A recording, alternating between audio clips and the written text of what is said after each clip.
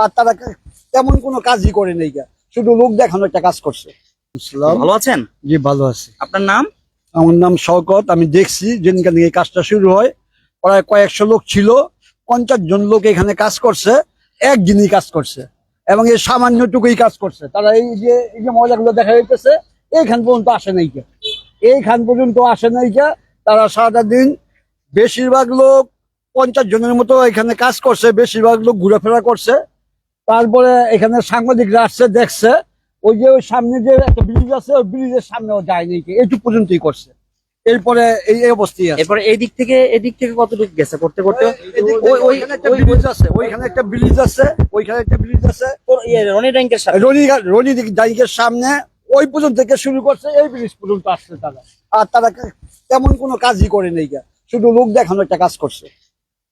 ওই ব্রিজের পরে আর ওদিকে কোনো না কোনো কাজই করে নাই, কোনো কাজ করে। আপনি গিয়ে দেখতে পারেন, এমনকি যে এই জায়গাটা পরিষ্কার করে নেই, এই জায়গাটা ইচ্ছা করলে পরিষ্কার করে এখানে তুলে দিতে পারতো, কিন্তু করে নেই।